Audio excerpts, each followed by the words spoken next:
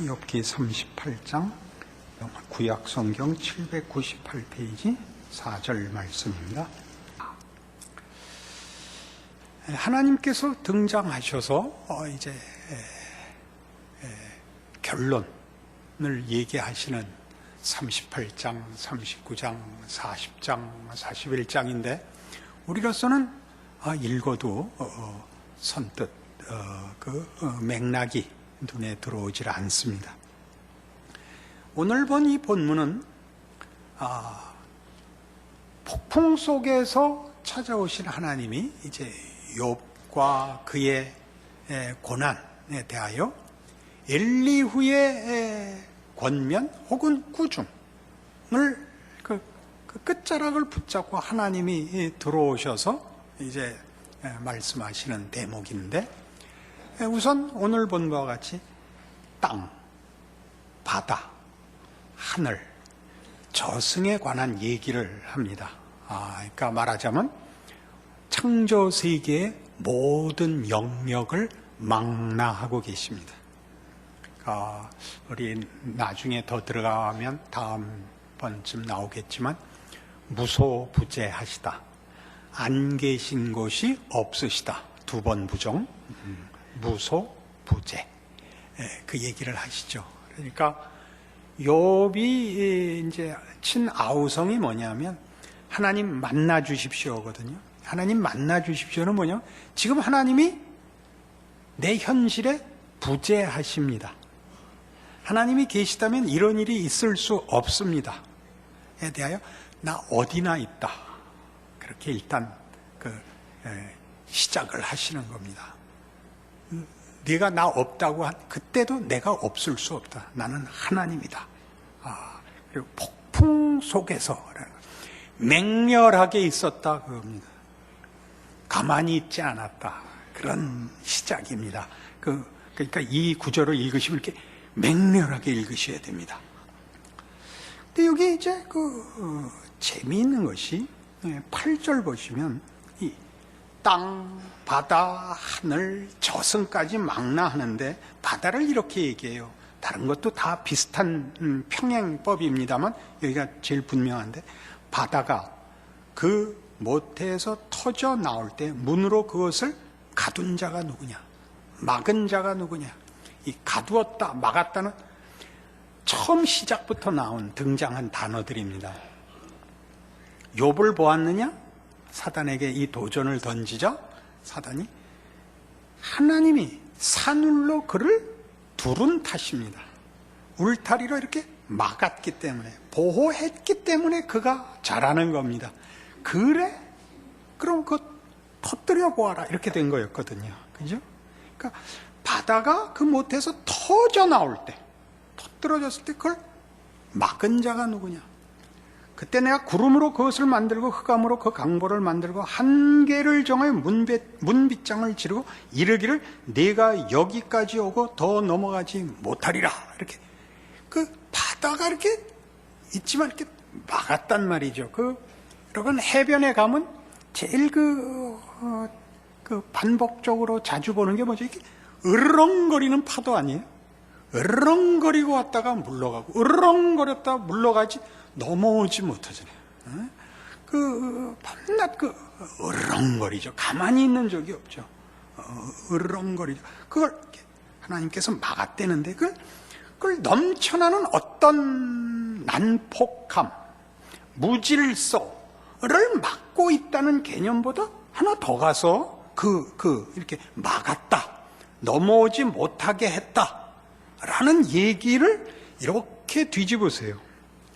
11절 이르기를 네가 여기까지 오고 더 넘어가지 못하리니 네 높은 파도가 여기서 그칠지니라 라고 돼 있잖아요.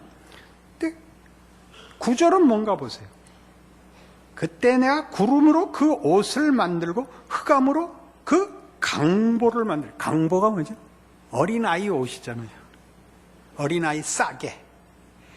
바다가 이렇게 으르렁거리고 난폭한 존재가 아니라 하나님이 이렇게 감싸 안은, 강보로 낳은 애를 이렇게 아는 것 같은 거래요. 그 바다는 이렇게 넘실대고 쳐들어올 것 같기도 하지만 이렇게 한 군데 모여서 뭔가 감싸 안고 있는 데죠. 돌고래, 그 연어, 복, 돔, 이렇게 감싸 안고 있는 데이기도 하죠. 그래서 여기 와서, 그러니까 벌써 이미 첫 장에서부터 뭐가 드러나느냐면, 내가 없다고 아우성 쳤던 그때 내가 있었다 이거죠. 내가 있었다. 쉽게 이렇게 하자고요. 어디로 갈까요? 그 12절 보시면, 네가 너의 날에 아침에게 명령하였느냐? 새벽에게 그 자리를 일러주었느냐? 그것으로 땅끝을 붙잡고 악한 자들을 그 땅에서 떨쳐버린 일이 있었느냐? 아침에게 명령하였느냐? 새벽에게 그 자리를 일러주었느냐? 아침, 새벽은 무엇을 지나야 오는 자리죠? 밤을 지나야 오는 자리예요. 그러니까 아침과 새벽은 밤을 전제하는 거죠. 그러니까 우리는 광명한 시간만 의로운 자리고, 의미 있는 자리고, 어둡고 캄캄한 것은 무슨 차단된, 억압된, 혹은 버려진 시간이라고 보죠. 그렇지 않다는 거죠. 바다가 그렇듯이. 바다를 막은 것이 아니라 바다를 쌓아 안았다 하는 식으로 낮에만이 아니라 밤에 두거든요. 이런 시 혹시 아세요? 밤은 1000개의 눈을 가지고 있다. 낮은 오직 1개의 눈을 가지지만. 멋있죠? 낮은 다 보는 것뿐이지만 밤은 각각의 상상력과 시성에 의해서 밤은 다르지요. 밤에 숲을 본 적 있나요? 낮에 보면 누구나 보는 숲인데 밤에 볼 때는 영역에 따라 다르거든요. 그렇지 않아요? 밤은 별이 뜨는 시간 아니에요? 해도 나오고 별도 나오고 그런 건 안 되죠. 그 얘기를 하는 중이죠. 그래서 19절에 가서 이 얘기가 나오죠. 어느 것이 광명이 있는 곳으로 가는 길이냐? 어느 것이 흑암이 있는 곳으로 가는 길이냐? 둘이 대등하게 자리를 허락받고 있단 말이죠. 낮만 아니라 밤이, 형통만 아니라 고난이, 자랑만이 아니라 억울함이. 여러분 놀랍지 않아요? 전 매우 놀랍습니다. 말하자면 낮과 밤은 하나는 옳고 하나는 그른 것이 아니고 피아노의 건반 같은 걸지 몰라요. 흰색 건반과 검은색 건반. 하나님의 창조 속에서 하나님의 통치와 주권 속에서 하나님의 의로우심과 선하심과 성실하심을 벗어난 것이 있을 수가 있느냐, 그렇게 얘기하는 거죠. 우리 눈에는 이분법으로 보이죠. 언제나 옳고 그른 것, 성공과 실패, 자랑과 수모, 이런 이분법밖에 없는데 우리는 이미 앞에서 했었어요. 아브라함에게 이삭을 바치라고 할 때에 이삭은 생명이며 죽음이었는데 그게 연결이 돼버렸다. 아브라함이 이삭을 잡는 순간 사망과 생명이 손을 잡았다. 예수께서 십자가에서 죽으시고 부활하심으로 우리가 아는 최고의 절망과 실패가 승리로 가는 문과 손을 잡고 있다는 걸 봤죠. 그것이 없으면 우리는 신앙생활을 할 수 없습니다. 늘 오를 수 없고 늘 쌓아서 하늘에 닿는, 그건 바벨탑만 그런 거예요. 층을 쌓아서 하늘까지 닿는 법이 없고, 우리의 부족함과 연약함과 변덕과 배신과 그런 모든 것을 가지고 하나님이 마치 흙으로 인간을 빚으시고 숨을 내쉬어 우리를 생명이 되게 하신 것 같이 예수 안에서 부활과 영광의 승리를 주신다. 너희의 존재와 너희의 경험 속에서 만나는 어떤 일도 나의 성실과 능력과 선한 것을 방해할 수 없다. 이렇게 선포하시는 장면이죠. 그래도 여러분 마음에 별로 안 드실 거예요. 고통스러우니까. 이것을 야곱의 생애를 보면, 우리 지난 시간도 했어요. 야곱에게 야복나루터의 씨름과 함께 하나님께서 야곱에게 이름을 바꾸시죠. 너는 야곱이 아니고 이제부터 이스라엘이다. 어떤 대등한 관계. 38장을 시작하면서 욥기에서 하나님이 등장하여 맨 처음 한 것, 너는 대장부 같이 허리를 동이고 내가 묻는 말에 대답하라. 너는 피고가 아니다. 너는 다만 심사의 대상이 아니다. 너는 내 아들이다. 너는 대장부같이, 너는 대장부다 라고 부르는 것 같이 야곱에게, 저는 야곱입니다. 아니다. 너는 사람이 하나님과 더불어 겨루어 이긴 자이다. 하나님을 이겼다는 것이 그런 승패의 개념이 아니라, 여러분 자식에게 이기지 못하는 것 같이, 안 그래요? 자식에게 이기는 부모는 없죠. 어떤 한 사람을 칭찬할 때 최고의 칭찬이 뭐냐 하면, 그 사람 보고 당신은 링컨을 닮았어라든가 당신은 무슨 어거스틴 같아, 이런 어떤 칭찬도 사람들은 싫어해요. 무슨 당신 최불암 같아요. 무슨 제가 많이 인용하는 그레고리 팩 같아. 이거 다 그레고리 팩이 날 닮았죠. 내가 그레고리 팩을 닮아. 그러는데 딱 하나, 아들은 아버지보다 낫네요. 여기에는 모든 부모가 만족하죠. 자기보다 잘난 자식을 둔 부모가 되는 것보다의 영광은 없죠. 하나님은 야곱에게 그 영광을 말하는 거예요. 하나님이 졌다는 뜻이 아니에요. 하나님은 아버지로서 하나님의 영광을 그렇게 표현했죠. 나를 이긴 자식. 여러분 그렇지 않아요? 맨 끝에 가면 42장의 마지막 축복이 다 뭐죠? 가족적인 거예요. 무슨 자식을 몇 명을 낳고 어떻게 복을 받고 얼마나 이쁘고, 그런 게 끝에 가서 그게 뭐야 그렇게. 그게 뭔지 여러분 살아봤잖아요. 자식 칭찬 듣는 게 최고의 영광이에요. 최고의 영광. 목사에겐 무엇이 영광일까요? 교인 칭찬 듣는 거예요. 이야, 남포교회 교인들은 다르더라. 남성 성가대를 보라고. 이거는 그냥 뿅 가는 거죠. 어디에 이런 성가대가 있겠어요? 음이 맞아요. 화음이 돼요. 그리고 언제 누가 빠져요? 최고예요.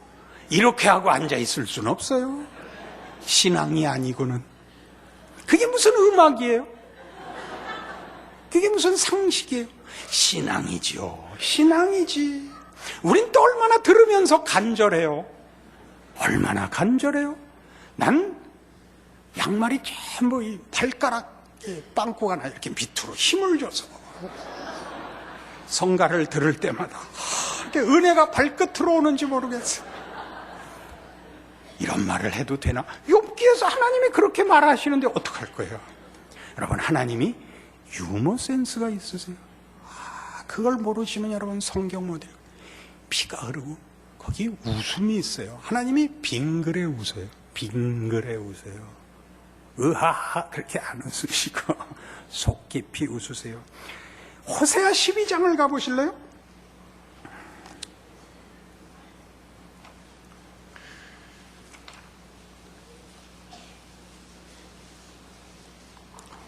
(1266페이지예요)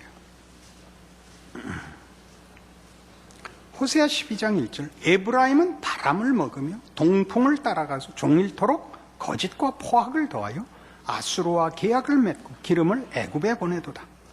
여호와께서 유다와 논쟁하시고 야곱을 그 행실대로 벌하시며 그의 행위대로 그에게 보응하시리라.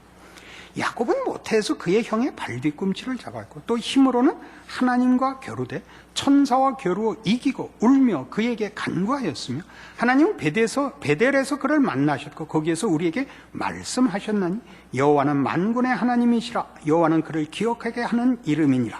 그런즉 너의 하나님께로 돌아와서 인애와 정의를 지키며 항상 너의 하나님을 바랄지니라. 이렇게 되어 있어요. 여러분, 그 3절에 있는 바와 같이 야곱은 못해서 그의 형의 발뒤꿈치를 잡았고 또 힘으로는 하나님과 겨루되 천사와 겨루어 이기고 울며. 이건 사실은 야곱 사건에서는 뒤에 있는 거고 그 사이에 베델 사건이 있는데, 그죠? 근데 베델 사건이 뒤로 물러나요. 야복나루가 먼저 나오고 베델 사건이 뒤에 나옵니다. 야복나루 사건은 여러분 아시다시피 야곱이 외삼촌 집에 피난 갔다가 20년 동안 종살이하고 부자가 되어 거기서 견디지 못하고 이제 형에게 돌아오던 막다른 골목에서 이제 형을 만나야 되는데 형은 아직도 보복을 준비하고 있고 도망갈 데는 없고 마지막 밤을 야복나루터에서 하나님과 씨름을 합니다. 베델은 그 형 속여서 장자의 명분 빼앗고 형이 야곱을 죽이려고 그래서 도망할 수밖에 없어서 이제 외삼촌 집으로 가던 길에 그 밤에 돌베개 베고 자던 곳에 하나님이 찾아온 자리죠. 창세기 28장입니다. 찾아가 보십시다.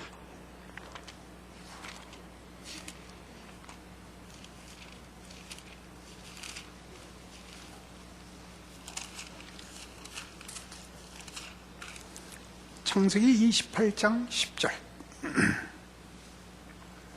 야곱이 브엘세바에서 떠나 하란으로 향하여 가더니 한 곳에 이르러는 해가 진지라.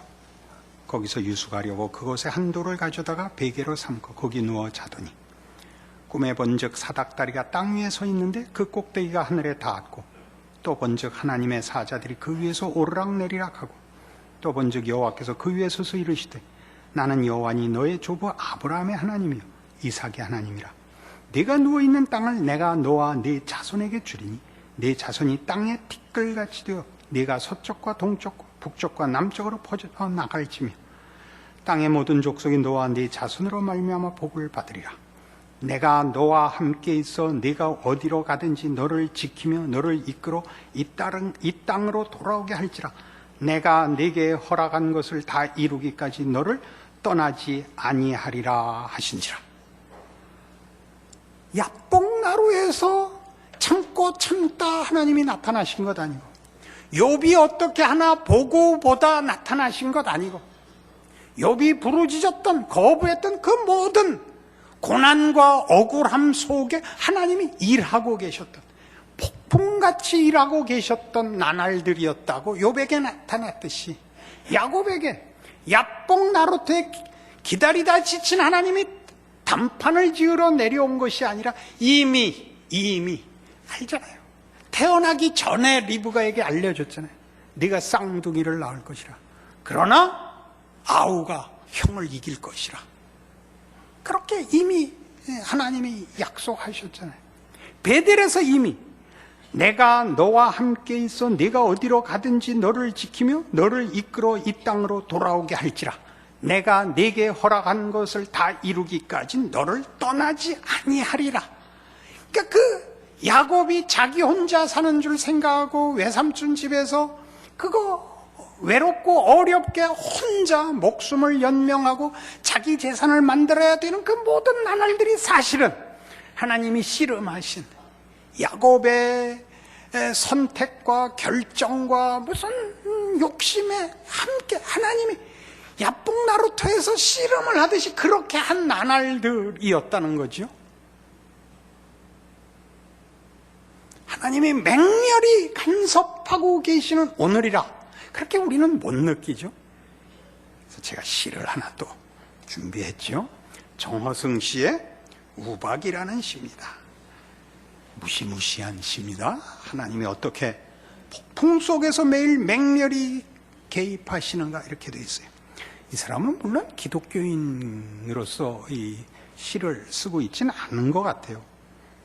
우박, 하늘에 무슨 슬픈 일이 저리 있어서 또 누구의 서러운 죽음이 있어서 저리도 눈물마저 단단해져서 배추밭에 우박으로 쏟아지는가. 나는 퍽퍽 구멍 뚫리는 배추잎이 되어 쏟아지는 우박마다 껴안고 나뒹군다. 하늘에 계신 누님의 눈물 같아서, 하늘에 계신 어머님의 눈물 같아서 온몸이 아프도록, 온몸에 숭숭 구멍이 뚫리도록 그렇게 느끼세요? 하나님 매일 우박처럼 쏟아지시는 것 같이 느끼세요? 하나님이 외면하시고 내 기도에 응답하시지 않는 나날이란 없습니다. 하나님을 여러분은 너무 잘못 생각하시는 겁니다. 이 문제를 아주 확연하게 드러내는 장면이 하나 더 있습니다. 시편 105편입니다.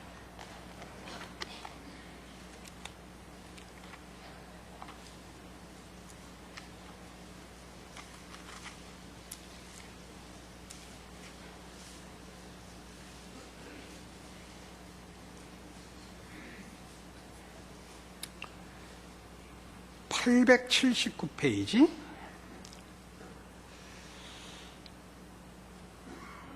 16절. 그가 또 그 땅에 기근이 들게 하사 그들이 의지하고 있는 양식을 다 끊으셨도다. 그가 한 사람을 앞서 보내셨으며 요셉이 종으로 팔렸도다. 그의 발은 착고를 차고 그의 몸은 쇠사슬에 매였으니 곧 여호와의 말씀이 응할 때까지라. 그의 말씀이 그를 단련하였도다. 요셉의 생애는 전혀 요셉의 뜻과 무관하게 진행됩니다. 여기 나온 지금 읽은 성경 구절에 있듯이 그가는 하나님입니다. 하나님이 주어입니다. 그가 기근을 부르고 그가 한 사람을 앞서 보내시고 그가 요셉을 감옥에 보내고 그의 손발을 족쇄에 묶고 그 몸을 쇠사슬로 묶습니다. 왜요?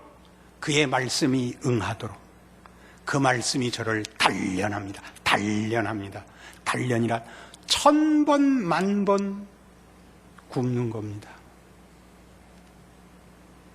어떻습니까?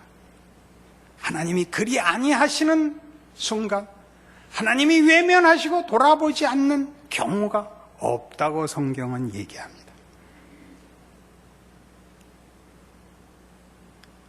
욥의 모든 비명과 불만과 억울한 고함에 하나님이 어떻게 등장하셨다고요? 폭풍 속에서 등장하십니다. 엘리후가 닫아버리려는 세상, 하나님은 인과 법칙에 따라서만 일하신다. 그렇지 않다라고 엘리후가 닫는 세상을 날려버리고 있습니다. 인과라는 법칙이 무효하다는 얘기가 아니라 그것보다 크시죠. 질서가 필요하죠. 법이 필요하죠. 그것보다 크십니다. 여러분의 모든 삶과 현실과 희망과 잣대와 그리고 어떤 근거를 이 하나님 위에 세우셔야 합니다. 이 하나님 의로우시고, 당연히 의로우시고 선하시고 자비로우시고 용서하시고 전능하시고 축복하시는 하나님 위에 세우십시오. 그러면 여러분이 겪는 어떤 경우도 여러분을 소원케 할 것은 없습니다. 내가 네게 이른 것을 다 이루기까지 너를 떠나지 아니하리라 의 나날들을 살고 있는 것, 이게 기독교 신앙인들이 가지는 힘이요 현실입니다. 그 감사를, 그 기적을 누리시는 여러분들의 인생과 믿음 되시기를 바랍니다. 기도하십시다. 하나님 아버지 은혜를 감사합니다. 우리가 겪는 나날들은 다만 우리는 자랑과 수치, 증명과 무침이라는 이분법밖에 이해하지 못합니다. 그렇지 않습니다. 우리는 자라나고 있습니다. 우리는 깊어지고 있습니다. 우리는 축복받고 있습니다. 우리는 하나님의 자녀입니다. 우리가 겪는 어떤 것도 하나님의 사랑과 하나님의 축복하심을 방해할 수 없습니다. 그것은 성경의 가장 중요한, 가장 소중한, 그리고 절대 흔들릴 수 없는 하나님의 약속입니다. 그러니 우리의 믿음 없는 것을 주 앞에 구하오니 믿음을 가지게 하시고 모든 경우를 하나님의 복 주심으로 인하여 이기는 우리의 인생 되도록 주 앞에 무릎 꿇는 신앙인 되게 하여 주시옵소서. 예수님 이름으로 기도합니다. 아멘.